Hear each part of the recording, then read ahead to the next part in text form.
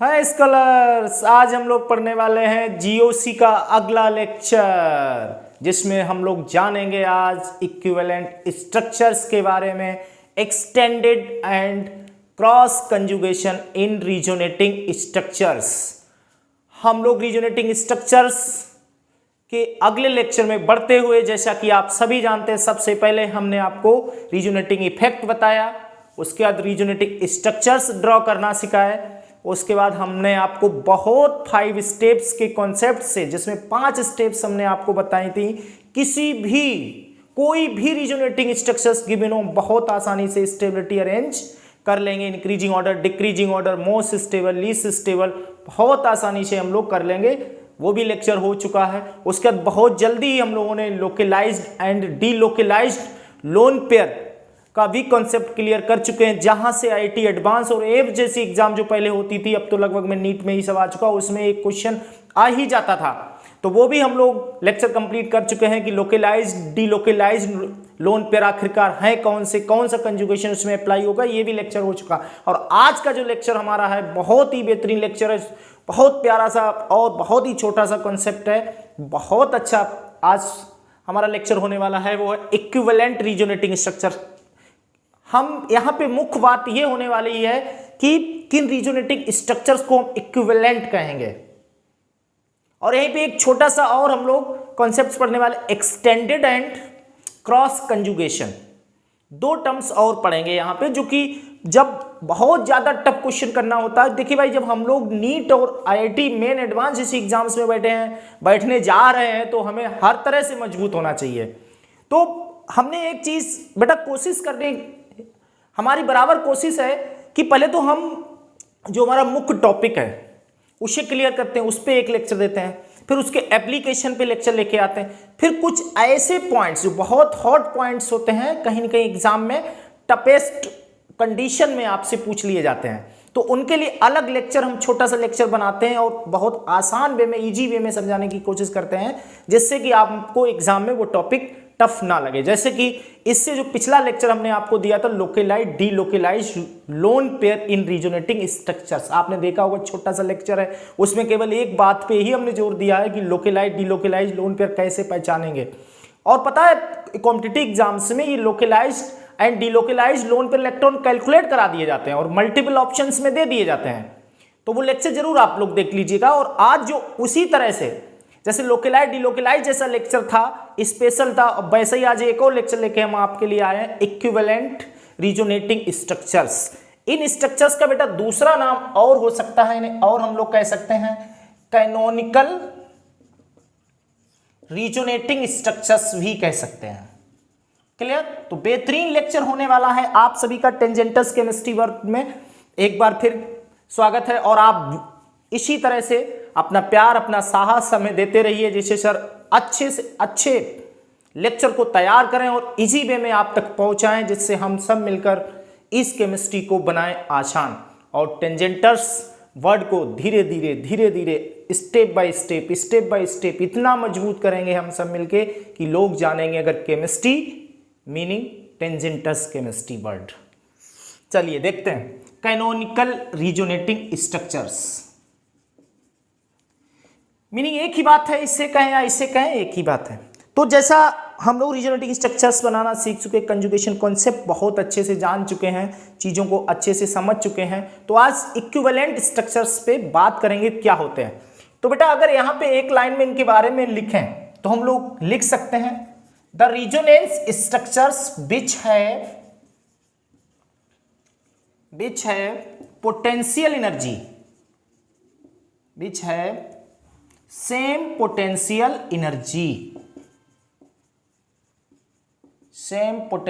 Energy are called equivalent resonating structures. बहुत simple भाषा में हम लोग बेटा याद रख सकते हैं इस बात को, are called equivalent resonating structures. Clear हुआ? बहुत आसान वे में आप याद रखिए।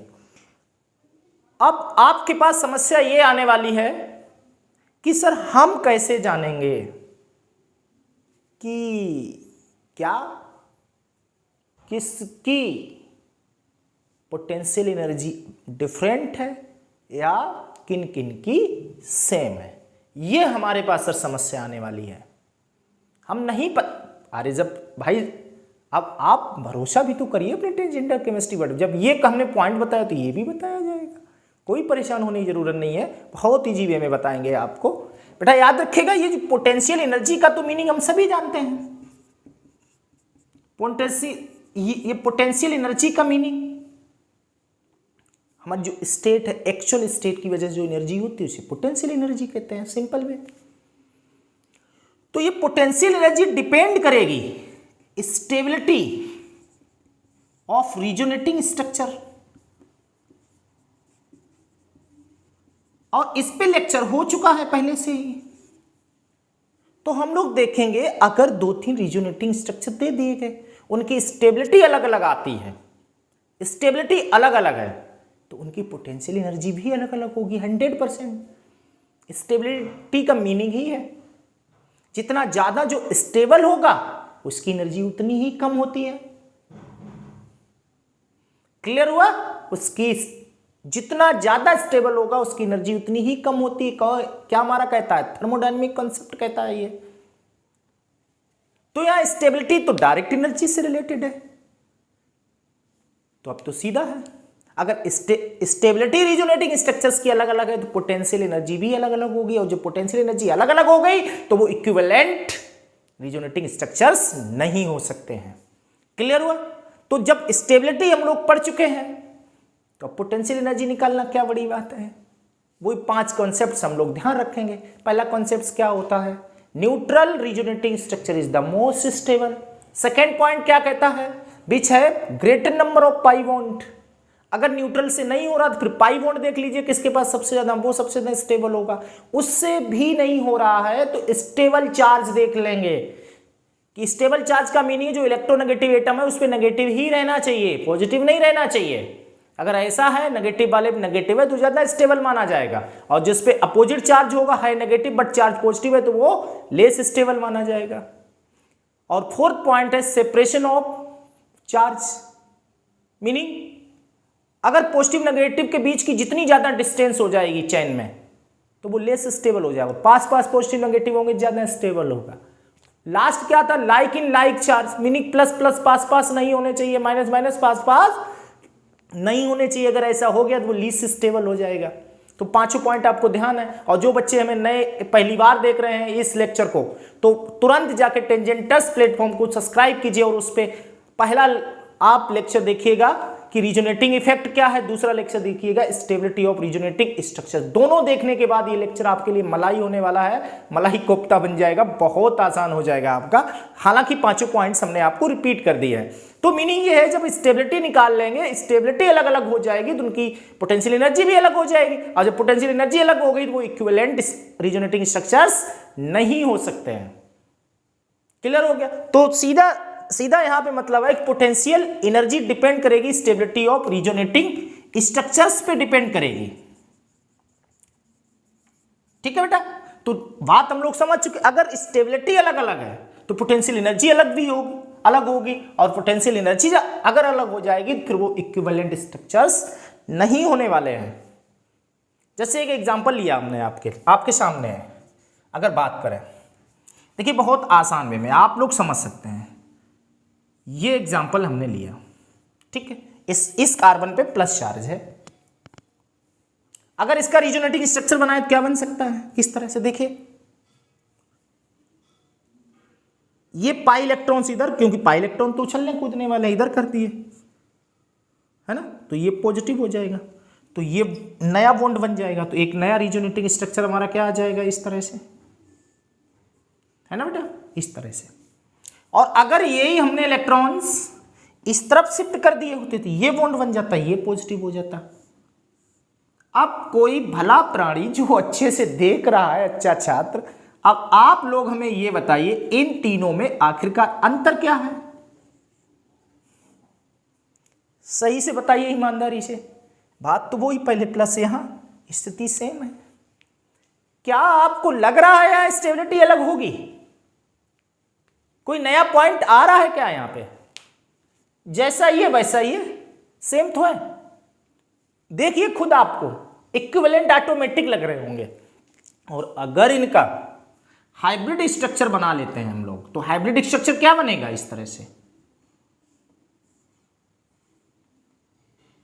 इस तरह से ये हाइब्रिड स्ट्रक्चर बन जाएगा। तो ये इसे फर्स्ट हम लोग लेट करें, इसे सेकेंड लेट कर लें, एंड दैट इज थर्ड। तो यहां ये तीन के तीनों कैसे हैं? इक्विवेलेंट रिजोनेटिंग स्ट्रक्चर हो गए बेटा, कोई परिवर्तन नहीं है। देख लीजिए, अगर यहां से चेक करते हैं अगर हम लोग, तो pi sigma positive, pi sigma positive, यहां चेक करें pi sigma positive, pi sigma positive, यहां चेक करते हैं पाई सिग्मा पॉजिटिव। कंजुगेशन तक सेम है, और जब कंजुगेशन हर जगह एक ही जैसा कंजुगेशन है, तो भैया स्टेबिलिटी अलग कैसे?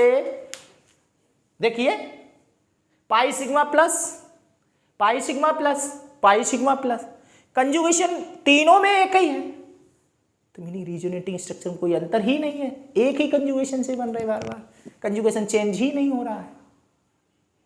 और कंजुगेशन कौन कौन से होते हैं आपको पता है?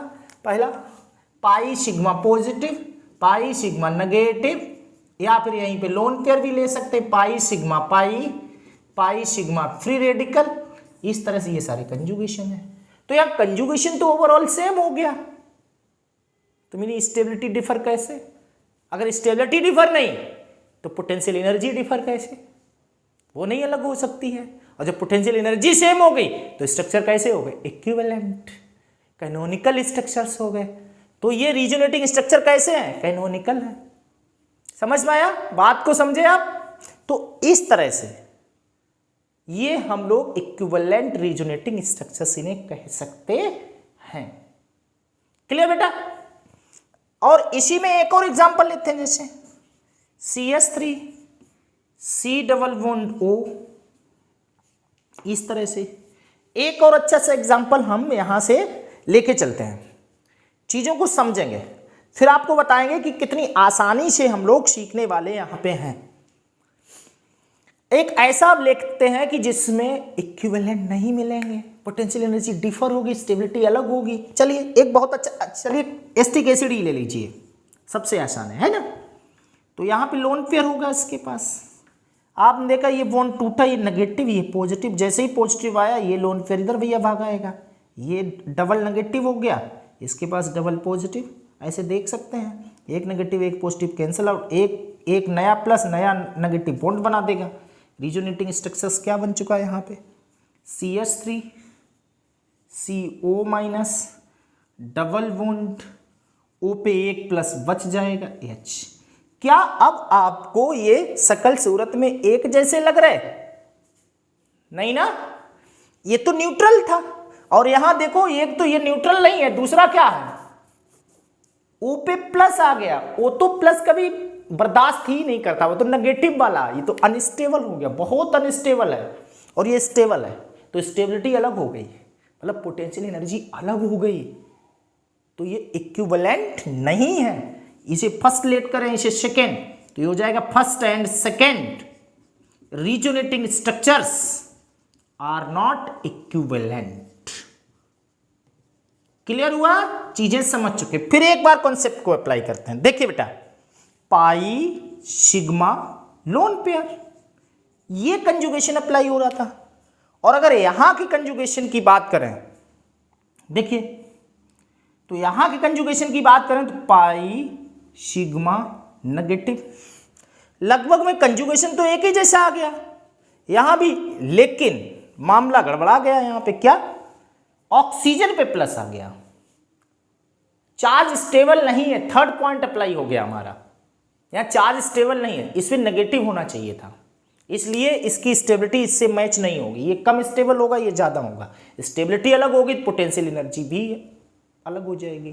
क्लियर है ना? इसीलिए ये इक्विवेलेंट स्ट्रक्चर्स नहीं होंगे, ये दिखाई नहीं आपको दे रहा होगा, ये इक्विवेलेंट स्ट्रक्चर्स नहीं होंगे, are not equivalent resonating structure.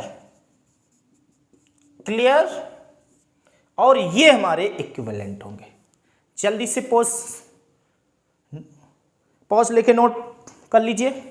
Screenshot लीजिए बेटा जल्दी से। बात समझ में आई ना, समझ चुके ना अच्छे से। चलिए एक एग्जांपल और लेके आपको समझाएंगे, समझ जाएंगे, उसके बाद आप समझ चुके होंगे। क्लियर हुआ? इक्विवेलेंट स्ट्रक्चर्स किन्हें कहेंगे? अगर स्टेबिलिटी सेम है, मीनिंग हर रिजोनेटिंग स्ट्रक्चर में कंजुगेशन एक ही जैसा है, स्टेबिलिटी सेम है, एक जैसे दिख रहे तो इक्विवेलेंट होंगे। और स्टेबिलिटी अलग है तो पोटेंशियल एनर्जी अलग होगी, मीनिंग इक्विवेलेंट नहीं होंगे। बहुत छोटे से पॉइंट से हम लोग बात को समझ सकते हैं। हो गया? पोज ले लिया, नोट कर लीजिए। और नीट आईआईटी वाले बच्चे बहुत अच्छे से इस पॉइंट को नोट कर लीजिए। आप जीओसी की कॉपी अलग से बना लीजिए, नेम रिएक्शन की कॉपी अलग से बना लीजिए। फिजिकल सीरीज स्टार्ट करने वाले हैं, असर्शन रीजन स्टार्ट करने वाले हैं, रिएक्शन चार्ट आने वाला है। और जो भी एग्जाम आपकी मई तक है, आप यकीन कीजिए हम 20 अप्रैल तक आपको 15 से 20 अप्रैल तक जितनी भी एग्जाम आने वाली है, सबके लगभग में महत्वपूर्ण जितने टॉपिक, इंपॉर्टेंट टॉपिक हैं, असर्शन रीजन और ऑर्गेनिक की जितने भी न्यूमेरिकल, जितने भी टेस्ट हैं, केमिकल टेस्ट हैं, फिजिकल के न्यूमेरिकल, सोल्यूशन, इलेक्ट्रोकाइनेटिक्स, सब कवर करा देंगे आपको। लेकिन हमारे आप चैनल को जल्दी से सब्सक्राइब कर लीजिए और बराबर अपडेट रहिए मेरे साथ, जिससे समय से आपको नोटिफिकेशन मिल सके और आप बराबर हमसे जुड़ सकें, जिससे आने वाले एग्जाम में हम सब मिलके मचा दें धमाल। हो चुका बेटा? यस, आगे बढ़ते हैं, देखते हैं।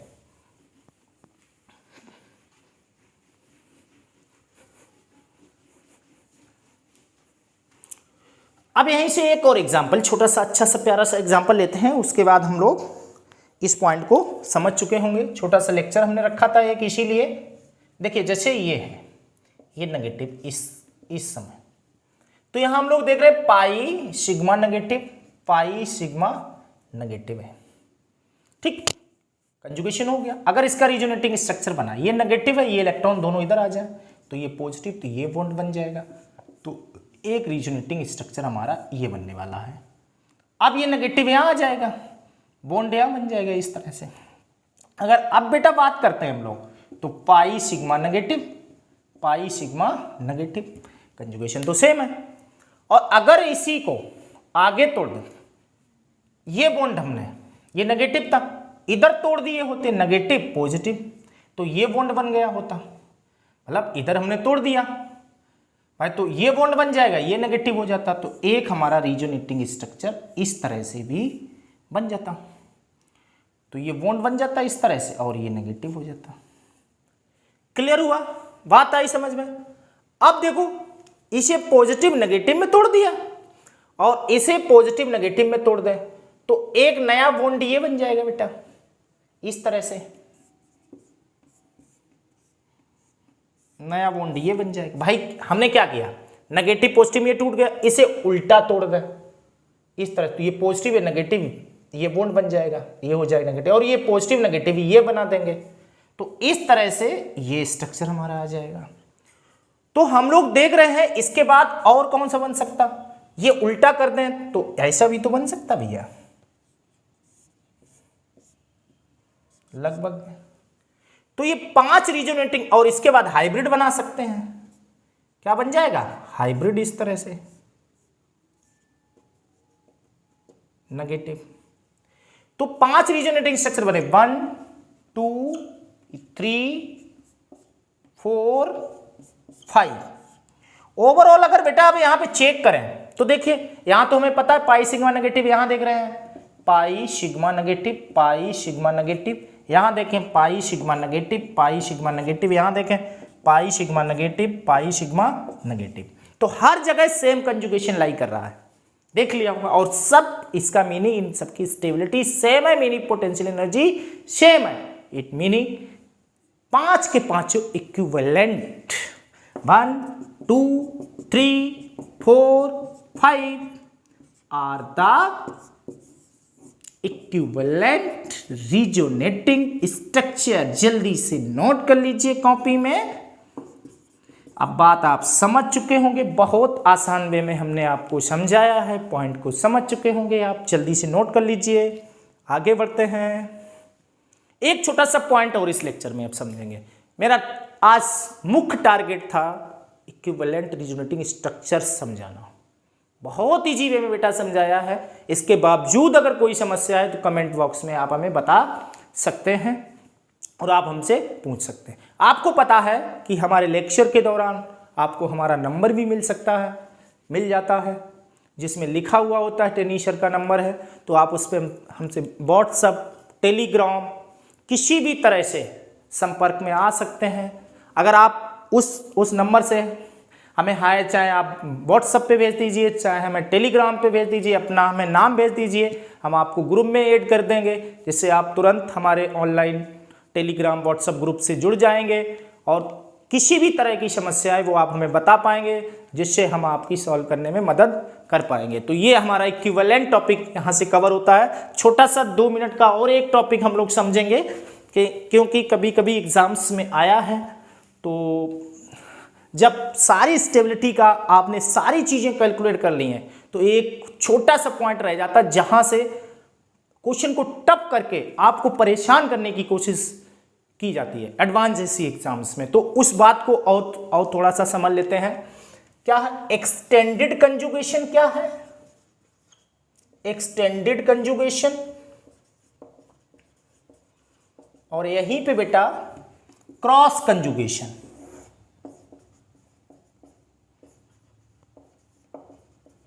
जब रिजोनेटिंग स्ट्रक्चर में 2 टाइप का, देखिए कंपाउंड एक ही होगा, रिजोनेटिंग स्ट्रक्चर्स हैं, बट उसमें कंजुगेशन अलग अलग है। एक क्रॉस कंजुगेशन क्या होता है, एक्सटेंडेड क्या होता है। देखिए बेटा समझिए बहुत आसानी से। देखिए जैसे हमने एक एग्जांपल लिया इस तरह से,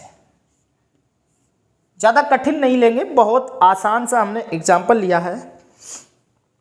आप बात को समझिए, बहुत आसानी से इस तरह से समझ सकते हैं हम लोग। ये 1 सेकेंड, इस तरह से डबल बॉन्ड O और इस तरह से ये रहा हमारा कंजुगेशन। थोड़ा सा इसे हमने इधर कर दिया, पाई बॉन्ड इधर, ये है हमारा कंजुगेशन। तो हम लोग क्या देख रहे हैं, देखिए pi sigma pi sigma pi, तो ये यहां से यहां तक ये कंजुगेशन है हमारा, एक ही तरफ कंजुगेशन है, वन साइडेड कंजुगेशन है। फंक्शन ग्रुप ये लगा हुआ, तो वन साइडेड कंजुगेशन, ऐसे कंजुगेशन को एक्सटेंडेड कंजुगेशन की कैटेगरी में रखा जाएगा। इसी को यहां पे बेटा अगर देखें हम लोग, ध्यान दीजिए थोड़ा सा, इस तरह से डबल बॉन्ड O, तो देखिए पाई सिग्मा पाई, यहां भी है पाई सिग्मा पाई, जो कंजुगेशन यहां है वही कंजुगेशन यहां है, पाई सिग्मा पाई। यहां भी pi sigma pi, pi sigma pi, चाहे इधर से देख लें यहां भी, बट अंतर क्या है, इधर इस तरफ कंजुगेशन है और इधर इस तरफ कंजुगेशन। तो देखिए ग्रुप के क्रॉस है, ये इधर ये इधर, तो इसे बेटा हम लोग क्रॉस कंजुगेशन कहेंगे।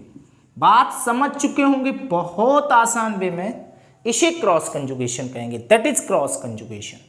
और ये हमारा है एक्सटेंडेड कंजुगेशन। ठीक, तो सर ठीक है, ये तो पहचानना बहुत आसान। हमें क्या याद रखना, ऐसा अगर रिजोनेटिंग स्ट्रक्चर्स 2 आ जाएं, इस तरह से दिए जाए, एक में एक्सटेंडेड एक में क्रॉस कंजुगेशन, तो याद रखिएगा एक्सटेंडेड वाला हमेशा मोर स्टेबल होगा क्रॉस वाले से, meaning extended conjugated resonating structure is always more stable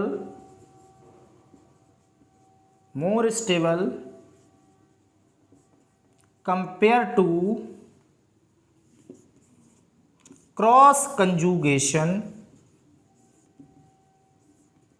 resonating structure। Clear हो गया बेटा, है ना, इस तरह से। तो इस पॉइंट को भी ध्यान रखें, जब रीजोनेटिंग स्ट्रक्चर्स रीजोनेटिंग इफेक्ट को इतने अच्छे से पढ़ा है तो ये ऐसे पॉइंट क्यों हम छोड़ दें। तो किसी भी तरह का अब रीजोनेटिंग इफेक्ट को हम लोगों ने अच्छी तरह से कंप्लीट कर लिया। रीजोनेटिंग स्ट्रक्चर्स बनाना, स्टेबिलिटी निकालना, localise delocalise lone pair, extended और cross conjugation, equivalent resonating structures, हर तरह से रीजोनेटिंग को हम लोग पढ़ चुके हैं। सारे लेक्चर को अच्छे से देख लीजिए। रीजोनेटिंग इफेक्ट पे आप अपना कंप्लीट नोट्स बना लीजिए। सारे लेक्चर्स को देख के जो आपको हर टाइप के एग्जाम में आपका क्वेश्चन छूटेगा नहीं, ये भी आप देखिएगा, सर का वादा रहा ये आपसे। तो अच्छे से नोट्स बना लीजिए, तैयार कर लीजिए। अब अगला लेक्चर जीओसी में हम बहुत ही जल्दी लेके आने वाले हैं, मेसोमेरिक इफेक्ट, फिर उसके एप्लीकेशन, उसके बाद hyperconjugation, no bond effect वाला पढ़ेंगे। उसके बाद हम लोग SN1 SN2 आ चुका है, फिर एडिशन रिएक्शंस, इसी तरह से जीओसी को बहुत आसान वे में हम लोग कंप्लीट करेंगे। तब तक के लिए गुड बाय, पढ़ते रहिए।